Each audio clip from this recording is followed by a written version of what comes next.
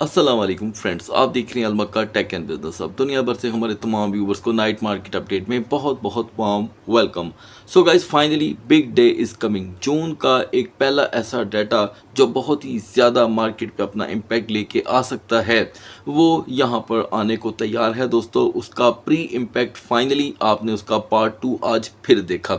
यानी कि एक क्रैश तो आपने फ्राइडे मिडनाइट में देखा था क्लोजिंग वाले दिन, और आज एक झटका तकरीबन सभी मार्केट ने देखा। यानी कि ऑयल मार्केट भी क्रैश कर गई। एक टाइम आया दोस्तों यहाँ पे कि सूरत हाल $85 पर बैरल पे चली गई, जो अभी तक हमने कभी नहीं देखा पिछले 105 दिनों में। उसके साथ DXY इंडेक्स भी क्रैश कर गया। मैं क्या कर रहा हूँ, आपको अपडेट दे रहा हूँ, चेक आपने खुद करना है, क्योंकि अगर मैंने ईच एंड एवरीथिंग यहाँ पर ओपन की खोली तो बहुत लंबी वीडियो हो जाएगी। तो हम इसे करेंगे यहाँ पर मैक्सिमम शॉर्ट।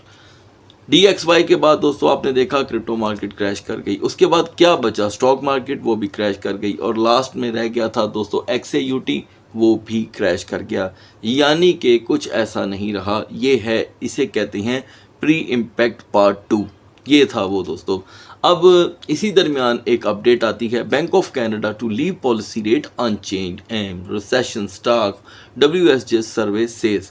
यानी कि वॉल स्ट्रीट जर्नल आज एक यहाँ पर एक खबर शाया करता है।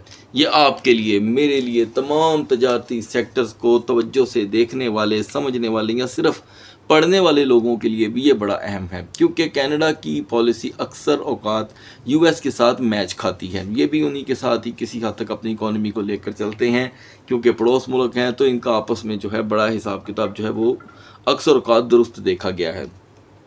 तो कनाडा ने यहाँ पर दोस्तों फ़िलहाल रेट को अनचेंज रखने को तरजीह दी, जबकि ECB, यूरोपियन जो सेंट्रल बैंक्स हैं, वो यहाँ पर तय कर चुके हैं, ठान चुके हैं कि वो अब की बार रेट इंटरेस्ट जो है उसे इंक्रीज़ करने वाले हैं। हो सकता है दोस्तों ये भी अफवाह हो, लेकिन मैंने जहाँ तक स्टडी की है, बहुत ही स्ट्रॉन्ग वाइब्स और स्ट्रॉन्ग उनके डिसीजंस हमें सुनने को मिल रहे हैं कि जी इस शरह सूद को जो है वो यहाँ पे फाइनली बर्दाश्त नहीं कर सकते, तो वो बढ़ा देंगे। ये उनका फ़ैसला है। अब फाइनल डिसीजन क्या होगा दोस्तों, ये तो खैर उस दिन ही सामने आएगा जिस दिन वो अपना फाइनल डिसीजन लिख कर उनकी कैबिनेट जो है वो पेश कर देगी, और बैंकों के लिए यहाँ पर वो एक आखिरी हरबा होगा जो कि है ऑडियंस के लिए यहाँ पर पेश कर दिया जाएगा। चलें दोस्तों, ये तो उनका फैसला हुआ। अब इधर पड़ोस मुल्क ने, कनाडा ने यहाँ पे अनचेंज कर दिया है। वो कहते हैं जी कि जितना मर्जी इन्फ्लेशन का डाटा हो, इन एनर्जी कॉस्ट बढ़ जाए, हमने यहाँ पे इंटरेस्ट रेट नहीं बढ़ाने। ठीक है जी, तो ये तो बड़ा अच्छा सीन हो गया। दुनिया भर की बड़ी बड़ी मजबूत और तरक्की याफ्ता ममालिक अब इस वक्त ये भी सोच रही हैं। इवन के कल मेरे आंखों से एक दोस्तों न्यूज़ गुजरी थी, जो मैं आपके साथ आज शेयर कर रहा हूँ, कि US में भी अब बात होनी शुरू हो गई है कि रेट अगर हाइक करनी है तो दिसंबर से पहले पहले करें, क्योंकि उनके तजियाकार और पॉलिसी मेकर कहते हैं कि जी हम तो दिसंबर में रेट कट करने के बारे में सोच रहे हैं। अगर तो वो रेट कट करने के बारे में सोच रहे हैं तो फिर ये इतना उतावलापन क्यों? ठीक है, तो ये चीज़ें बड़ी अहम हैं दोस्तों। ठीक है, इसके ऊपर आपने नज़र रखनी है, और मैं आगे बढ़ने से पहले 2 अदद चीज़ें यहाँ पे और एड्रेस करने वाला हूँ। पीर की सुबह से लेके दोस्तों आज के दिन तक DXY इंडेक्स अच्छा खासा क्रैश कर गया है। हम 99.90 पे खड़े हैं। व्यूवर्स का पूछना था कि उस्मान भाई, अगर इंडेक्स यहाँ पे क्रैश कर रहा है तो why XAUT is not recovering. देखें दोस्तों, बाज़ औक़ात पूरी मार्केटों में बेतबारी की कमी जो है वो अपना डाटा लेके सामने आ जाती है, और व्यूवर इंतज़ार करते हैं कि जी एक मरतबा रिपोर्ट सामने आ जाए। ठीक है जी, तो ये रिपोर्ट अब सामने आने के बाद ही इंडेक्स में कोई हलचल होगी। अब दोनों सूरतों में एक ही काम हो सकता है, या तो ये रिपोर्ट बहुत ही ज़्यादा खलल मचा दे, ठीक है, और अभी के लिए XAUT का जो लोअर लेवल है ये पिछले 105 दिनों की कम तरीन सतह पे आ गया है, इसे हम बॉटम ही कंसीडर करेंगे। व्यूवर का पूछना था कि क्या ये XAUT का बॉटम है। एब्सोल्युटली दोस्तों, ये बॉटम ही है। इसके बाद जो होगा वो उससे भी ज़्यादा लो होगा। एनीवे, आने वाला वक्त दोस्तों ये कुछ चीज़ें तय करने वाला है फ़िलहाल।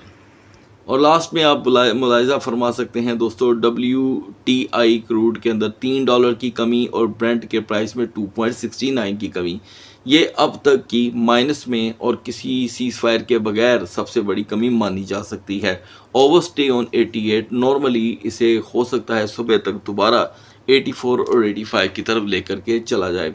तो दोस्तों एक मतलब फिर से ऑडियंस की जानिब से आज सवाल पूछा गया प्रॉपर्टी क्रैश के बारे में कि इसमें कितनी हकीकत है। देखें दोस्तों, मोस्टली मैं ज़्यादातर इसके ऊपर बात नहीं करता, लेकिन क्योंकि ये भी इकोनॉमीज़ का हिस्सा हैं तो इस पे हम वक्तन फ़वक्तन बात करते रहेंगे। प्रॉपर्टी क्रैश एक बहुत ही अहम मौजू है। देखिए दोस्तों, मैं इसको सिर्फ यहीं पे सॉर्ट आउट करके आगे जाना पसंद करूँगा कि अब अगर कोई सेक्टर बाकी रह गया है तो वो यही है। सूरत हाल इसको लेकर भी बहुत गंभीर है, जबकि हम मार्केटों में इसके एवज़ जो है उलट खबरें सुन रहे हैं।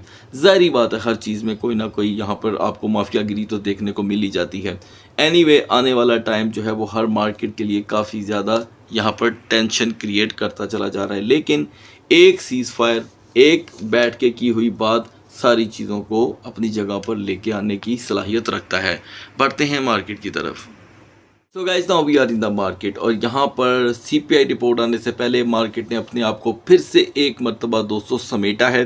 कैपिटलाइजेशन बड़ी मुश्किल से 2.26 तक पहुंची थी। एक ही सेशन में एक बहुत बड़ी कमी देखने को मिली और डोमिनेंस भी 0.20% तक फॉल कर गया है। टॉप ट्रेंडिंग के अंदर हमारे लिए यहाँ पे दोस्तों इस वक्त कुछ नहीं है, लिहाजा फिर कहूँगा कि इनसे दूरी इख्तियार करें। तो दोस्तों आज के दिन यहाँ पर बीटीसी अपनी पोटेंशियल शो करने में पूरी तरह हुआ फ्लॉप। आप बहुत अच्छे से जानते हैं कि 63,000 को बाकायदा तौर पे इसकी वीकर जोन करार दे दिया गया था और वही हुआ। 63,000 के ब्रेक होते ही मार्केट ने 60,770 का डिप लिया। आज फिर एक इंटरेस्टिंग चीज़ हुई है कि बीटीसी ने 60,500 को प्रोटेक्ट कर लिया। अब कुल मिलाकर के 95 घंटे से भी ज़्यादा हो गया है दोस्तों कि बीटीसी 60,500 को बचाने में कामयाब हो गया है। और अच्छी बात यह है कि यहाँ पर हमें सपोर्ट देखने को मिल रही है, लिहाजा 95 घंटों की वजह से हम बीटीसी की सपोर्ट पे थोड़ा बहुत तो यकीन कर सकते हैं। चलें, अगर ना भी करें तो हमारे पास इसके अलावा कोई हल भी नहीं है, लिहाजा हिस्ट्री साथ साथ कदम से कदम मिला के चल रही है। 60,500 इज़ द ओनली सपोर्ट जो टेम्पररी है, ये भी आप जानते हैं, क्योंकि हम 59,200 का लो तो पहले से ही देख चुके हैं। लिहाजा दोस्तों, अगर तो ये प्री इम्पैक्ट है जो इसे हम मार्केट के हिसाब किताब से देख भी रहे हैं, तो यहाँ पर एक स्ट्रगलिंग कैंडल आपको टॉप रेजिस्टेंस के ऊपर बनती हुई दिखाई दे सकती है, जो बीटीसी को लेट्स सपोज 63,800 तक वापस ले आती है। तो इसके जो क्रैश का नैरेटिव है वो एकदम से यहाँ पर चेंज हो सकता है। उससे भी बेहतर हाल दोस्तों ये है कि आप वर्क करें, प्रैक्टिकली वर्क करें और कैंडल चार्ट पे करें। उसका हल ये है कि 4 आवर की कैंडल तो ये कंप्लीट होने को है, अब अगली कैंडल इसके लिए करेगी रास्ता साफ। सपोज अगर वो पहले 2 घंटे यहाँ पे पॉजिटिव मोमेंटम जनरेट करने में कामयाब होती है तो बीटीसी ऑटोमेटिकली क्रैश की तरफ झुकना थोड़ी देर के लिए रुक सकता है। नाउ इथीरियम सुबह हमारी डिस्कशन के दरमियान दोस्तों 1680 1685 पे रेजिस्टेंस दे रहा था।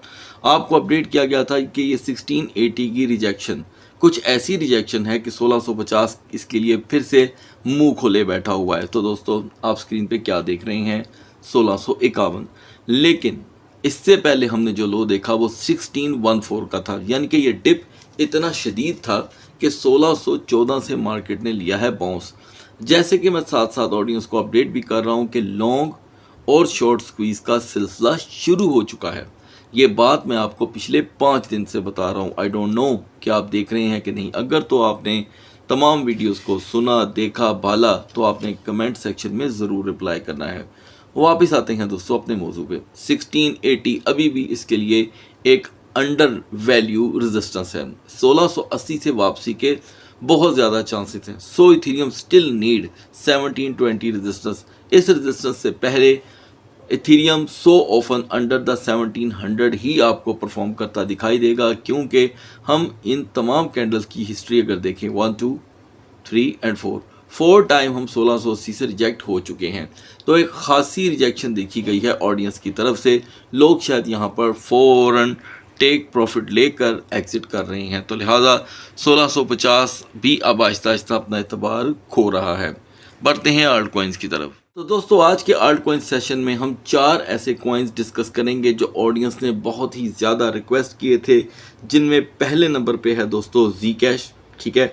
उसके बाद हमारे पास यहाँ पे अवेलेबल है टाओ, और तीसरे नंबर पे जो हम टोकन यहाँ पे डिस्कस करेंगे वो है दोस्तों नियर। लिहाजा आगाज़ करते हैं फ़ौरन पहले BNB से। तो BNB यहाँ पर दोस्तों फाइनली 600 को कर गया है ब्रेक। 600 के ब्रेक होते ही नॉर्मली आपको अपडेट किया गया था कि 590 से 595 का लेवल एक नॉर्मल लेवल कंसीडर किया जा सकता है, ठीक है।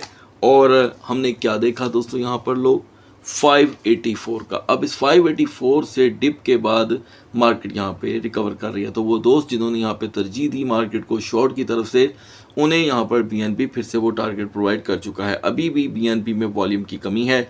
मैं स्टिल समझता हूँ कि 590 के ब्रेक होने के चांसेस साथ साथ हैं। रेजिस्टेंस कदरे स्लो रह सकती है। तो दोस्तों यहाँ पे XRP के लिए व्यूवर्स की डिमांड थी कि आप लॉन्ग टर्म इसकी अपडेट प्रोवाइड करें। देखिए दोस्तों, लॉन्ग टर्म के लिए तो मैं प्रोवाइड कर चुका हूँ अपडेट। फिलहाल आज की वीडियो में हम जैसे यहाँ पर 12 आवर की बात कर रहे हैं, तो लिहाजा XRP 1.17 से रिजेक्ट हो गया है। बहुत मुश्किलात दिखाई दे रही हैं XRP के लिए अब 1.20 से लेके 1.25 में एंटर होना। एंड मुमकिन है कि ये सपोर्ट अब इसे 1.12 और 1.15 के दरमियान ही रोटेशन दे। इस क्रैश में दोस्तों एक मरतबा फिर से हाइपर लिक्विड ने अपनी सपोर्ट को ब्रेक किया और हम इधर जो डिप लेकर के आए हैं वो 58.47 का है, जो कम नहीं है। लेकिन यहाँ पे हाइपर लिक्विड जिस किस्म की सपोर्ट शो कर रहा है, इसमें इतनी पोटेंशियल है कि हम नॉर्मली दोबारा से 60.90 की रेजिस्टेंस हासिल कर सकते हैं। After the 100% crash of Zcash मैंने इसकी डिस्कशन बहुत ज़्यादा कम कर दी थी। उसकी रीज़न ये है कि आप जानते हैं कि इसमें जो कि है अनसर्टेनिटी आम टोकन की निस्बत बहुत ही ज़्यादा है। हालांकि ये RWA की प्रोडक्ट है, बहुत ही स्ट्रॉन्ग प्रोजेक्ट है, लेकिन जब अगर सूरत हाल ये रहेगी तो इससे बेहतर है कि इसको खैराबाद कर दिया जाए। फिर भी ऑडियंस की डिमांड पे इसे मैं यहाँ पर डिस्कस कर रहा हूँ दोस्तों। 450 इसकी सपोर्ट है, ये आप बहुत अच्छे से जानते हैं, लेकिन ये उसकी रिस्पेक्ट नहीं रखता। आज हमने फिर 450 को ब्रेक होते देखा, जिसके नतीजे में हमने 426 का लो, 461 की रिकवरी और फिर से हम 450 पे खड़े हैं। ये सपोर्ट दोस्तों Zcash को करती है और ज़्यादा कमज़ोर। ओवरस्टे ऑन 450 हमें नॉर्मली 442 की तरफ ऑटोमेटिकली जाने के लिए मजबूर करती है। रिजेक्शन के इस एलिमेंट में सबसे ज़्यादा दोस्तों डैमेज होने वाले कॉइन में एक एवेक्स है, उसके बाद यूनिस्वैप है और तीसरा है चेन लिंक। चेन लिंक जो बारहा 8.04 से दोस्तों हुआ है रिजेक्ट और हमने 7.65 का देखा है लो। अभी भी चेन लिंक की जो यूनिवर्सल सपोर्ट बन रही है उसके ऊपर आप अगर वर्क करेंगे तो वो ज़्यादा बेहतर है। वो है दोस्तों 7.55। 7.55 इसकी यूनिवर्सल सपोर्ट बनी है इस मार्केट में, और इसका जो मोस्टली आपने ठहराव देखा है वो है 7.75। और यहाँ पर जो इसे थोड़ी सी भी अप मोमेंटम की जो होप्स यहाँ पर प्रोवाइड करता है लेवल, वो है 7.95 का, जो 8.05 से अक्सर इसे वापस पुश बैक कर रहा है। हाइपर लिक्विड के बाद मौजूदा मार्केट में सबसे ज़्यादा मुस्तनद बिहेवियर अगर किसी ने दिखाया है इस वक्त दोस्तों, वो है नियर प्रोटोकॉल। लेकिन मैं फिर भी इसे फंडामेंटल की लिस्ट में काउंट नहीं करता। तजिया ऑडियंस की डिमांड की वजह से पेश किया जाता है, अदरवाइज़ मैं प्रेफर करता हूँ इसे लीव करना। खैर, यहाँ पर नियर प्रोटोकॉल के लिए अभी भी बड़ी सपोर्ट 2.05 की है दोस्तों। और अब अगर हम इसकी रिजेक्शन देखें तो ये 2.19 और 22 से रिवर्सल पे आया है। फौरी तौर पे सपोर्ट बन जाना इसकी पोटेंशियल को शो करता है, जो इसे नॉर्मली 2.15 से 2.19 तक पहुँचाने में मददगार साबित हो सकता है। टाओ कॉइन गाइस यहाँ पे सेवरल टाइम 218 219 से हुआ है रिजेक्ट, जो इसकी साख को यहाँ पर कर रहा है कमज़ोर। और यहाँ पर अभी हमें एक बेरिश हैंगिंग मैन कैंडल बनती हुई दिखाई दे रही है। बेरिश हैंगिंग मैन इसे ऑटोमेटिकली कनेक्ट करती है दोस्तों 202 और 205 के साथ। ये दो लेवल अगर ये मार्केट फर्स्ट ट्रेडिंग सेशन तक अपने आप को प्रोटेक्ट करने में कामयाब होती है तो इसमें कोई डाउट ही नहीं है कि टाओ सबसे पहले 215 की रेजिस्टेंस को आसानी से हासिल कर सकता है। ये पोटेंशियल इस कैंडल के मजबूत होने पे है। ये देखें, जिसे अभी हम बुलिश हैंगिंग मैन कह रहे हैं, लेकिन ये साथ साथ कलर चेंज कर रहा है। बुलिश मतलब ग्रीन जब तक ये रहेगा इसमें 215 की वापसी और आफ्टर दैट 218 की रेजिस्टेंस आना कोई इतना बड़ा टारगेट ना होगा। मेरी उन तमाम दोस्तों से रिक्वेस्ट है जिन्होंने हमारी सुबह की वीडियो देखी, जिसमें आपको XAUT का मुकम्मल तजिया प्रोवाइड किया गया था और आपको बताया गया था जब XAUT 4320 पे रजिस्ट कर रहा था कि आज की XAUT की सपोर्ट 4250 की है, जबकि हम यहाँ पर दोस्तों 4344 से रिजेक्ट होने के बाद 22 से बाउंस लेके 4250 पे आए हैं। तो दोस्तों ये सपोर्ट फिर से यूटिलाइज हुई। इस वक्त XAUT प्रॉपरली डेंजर जोन में खड़ा है, ठीक है जी।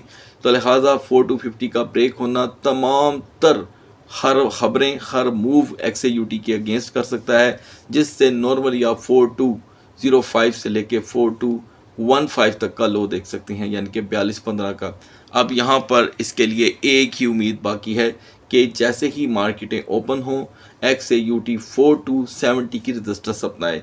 ये रजिस्टर्स इसे सिर्फ 45 मिनट की अगर कैंडल्स यहाँ पर 15-15 मिनट की 3 प्रोवाइड करता है तो दोबारा से इसकी खोई हुई साख वापस आ सकती है, जस्ट लाइक 4290। सो गाइस, सुबह तक अल्लाह हाफिज़।